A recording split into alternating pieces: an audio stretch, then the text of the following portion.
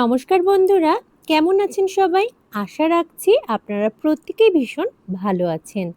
আমি আজ আপনাদের সঙ্গে শেয়ার করতে চলে এলাম দুর্দান্ত স্বাদের লাউয়ের একটা রেসিপি, যেটা নিরামিষ দিনগুলোতে নিশ্চিন্তে খাওয়া যেতে পারে, কারণ এর মধ্যে নেই পেঁয়াজ রসুনের একটুও ব্যবহার।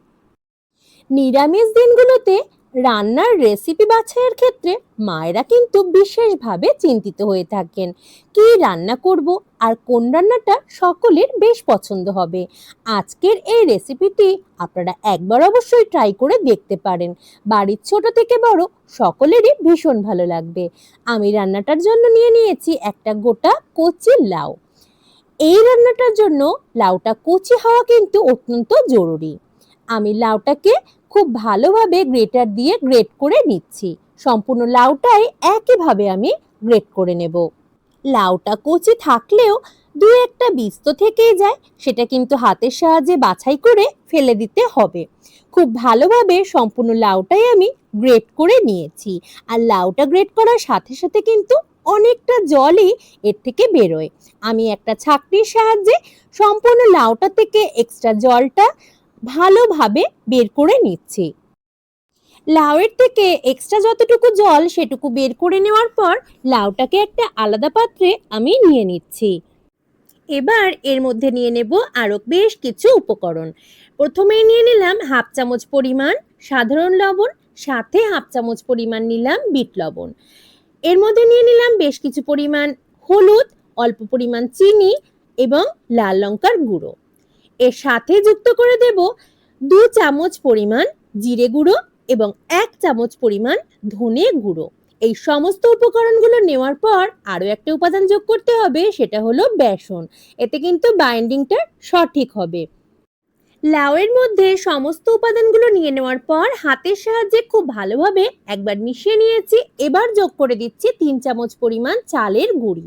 চালের গুঁড়িটা দেওয়ার ফলে কিন্তু বাইন্ডিংটা যেমন ঠিকঠাক হবে, তেমনি একটু ক্রিস্পি হবে এই আমি যখন লাউয়ের কোপ্তাগুলো তৈরি করব সেই কোপ্তাগুলো।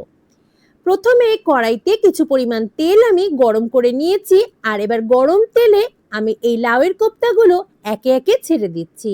এই লাউয়ের কোপ্তাগুলো ভাজার সময় গ্যাসের ফ্লেমটা কিন্তু আমি হাইতেই রেখেছি, মিডিয়াম টু লোতে নয়।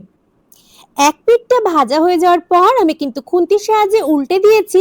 একইভাবে প্রত্যেকটা কোপ্তাই আমি লালচে ব্রাউন রং ধরা অবধি ভেজে নেব। প্রথম ব্যাচের কোপ্তাগুলো কিন্তু আমার ভাজা হয়ে গেছে। একইভাবে যতটুকু মিশ্রণ আমি তৈরি করে নিয়েছিলাম তা দিয়ে আরো অনেক কোপ্তা গড়ে সেগুলোকেও ভেজে তুলব। গরম পড়তেই লাউ কিন্তু আমরা অনেকেই খুব বেশি পছন্দ করে থাকি, তবে একঘেয়ে লাউ কখনোই খেতে ভালো লাগে না। এই ধরনের একবার রেসিপি ট্রাই করলে আপনার কিন্তু এই রেসিপিটা বারংবার বানাতে ইচ্ছে করবে। আমি একে একে সমস্ত কোপ্তাগুলোই ভেজে নিয়েছি। এবার বানিয়ে নেব একটা মশলা। তার জন্য আমি মিক্সিং জার নিয়ে নিয়েছি, আর এর মধ্যে নিয়ে নেব 4টে টমেটো। মাঝারি সাইজের 4টে টমেটো আমি ব্যবহার করছি আজ এই পেস্টটা তৈরি করে নেওয়ার জন্য। সাথে নিয়ে নিচ্ছি 1 ইঞ্চি মাপের একটা আদা, যেটাকে আমি ছোট ছোট টুকরো আকারে কেটে নিয়েছি। সাথে 5টা কাঁচা লঙ্কা আমি ব্যবহার করছি।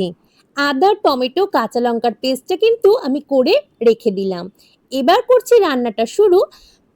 কোপ্তাগুলো ভেজে নেওয়ার পর যেটুকু তেল অবশিষ্ট রয়েছে তাতে দিয়ে দিলাম ফোড়ন। ফোড়নে দিয়েছি গোটা গরম মশলা, একটা তেজপাতা, একটা চিড়ে নেওয়া শুকনো লঙ্কা এবং দিয়েছি গোটা জিরে ও কালো জিরে।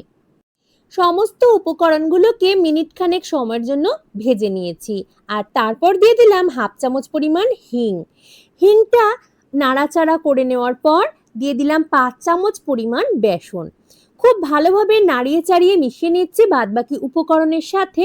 ততক্ষণ অবধি বেসনটাকে আমি ভাজবো যতক্ষণ না বেসনটা থেকে কাঁচা গন্ধ একেবারে চলে যাচ্ছে। বেশ কিছুক্ষণ সময়ের জন্য ভেজে নিয়েছি। আর এবার আমি দিয়ে দিলাম স্বাদ অনুসারে লবণ, দিয়ে দেব হলুদ এবং এর সাথে যোগ করে দেব কাশ্মীরি লঙ্কার গুঁড়ো।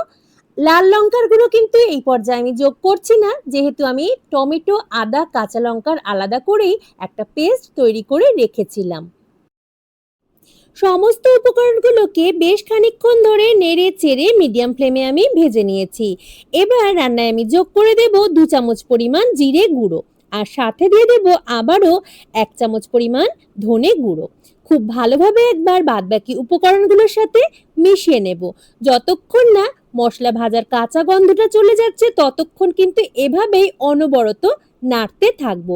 এই পর্যায়ে আমি কোনো প্রকার জল ব্যবহার করছি না। বেশ খানিকক্ষণ সময়ের জন্য নাড়িয়ে চাড়িয়ে ভালোভাবে কষিয়ে নেওয়ার পর আদা, কাঁচা লঙ্কা এবং টমেটোর যে পেস্টটা আমি তৈরি করে রেখেছিলাম সেই সম্পূর্ণ পেস্টটাই ব্যবহার করলাম রান্নায়, আর খুব ভালোভাবে কষিয়ে নেব যতক্ষণ না টমেটো এবং আদার কাঁচা গন্ধটা একেবারে চলে যাচ্ছে।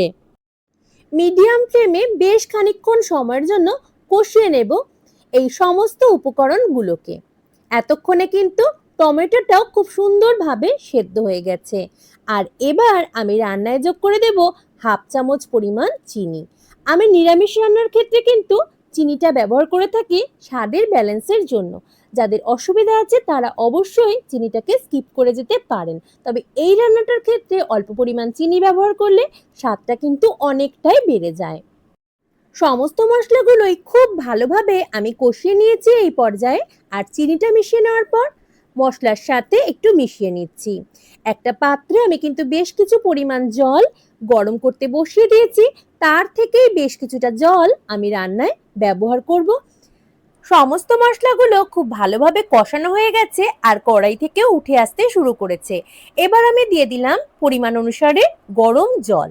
আমি কিন্তু বেশিরভাগ রান্নার ক্ষেত্রে গরম জলই ব্যবহার করে থাকি, এতে স্বাদটা অনেকটাই বৃদ্ধি পায়। যেহেতু গরম জল ব্যবহার করেছি, খুব অল্প সময়ের মধ্যেই কিন্তু এই গ্রেভিটা ফুটতে শুরু করে দেবে। আর যখনই গ্রেভিটা ফুটতে শুরু করবে তখন আগে থেকে গড়ে ভেজে রাখা কোপ্তাগুলো আমি একে একে রান্নায় যোগ করে দেব।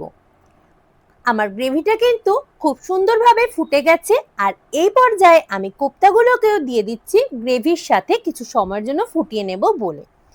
কোপ্তাগুলো যোগ করার পর মিনিট 5 সময়ের জন্য আমি ফুটতে দিয়েছি। এবার আমি রান্নায় যোগ করব 1 চামচ পরিমাণ শাহি গরম মশলার গুঁড়ো, তবে আজ আমি ঘি বাটার কোনো কিছুই যোগ করছি না। আপনারা চাইলে অল্প পরিমাণ ঘিও কিন্তু এই রান্নাটায় যোগ করে দিতে পারেন। আমি ভালোভাবে নাড়িয়ে চাড়িয়ে মিশিয়ে নিলাম। এবার গ্যাসের ফ্লেমটা আমি অফ করে দেব। কেমন লাগলো আজকের রেসিপিটি অবশ্যই জানাবেন কমেন্ট করে। যদি ভালো লাগে লাইক করতে ভুলবেন না। যারা প্রথমবার দেখছেন টক ঝাল মিষ্টি ইউটিউব চ্যানেলটিকে আমি সকলকে অনুরোধ করব সাবস্ক্রাইব করে পাশে থাকবার জন্য। আন্তরিকভাবে ধন্যবাদ জানাই আমার সকল বন্ধুদের। সকলে খুব ভালো থাকবেন আর অবশ্যই সাথেও থাকবেন।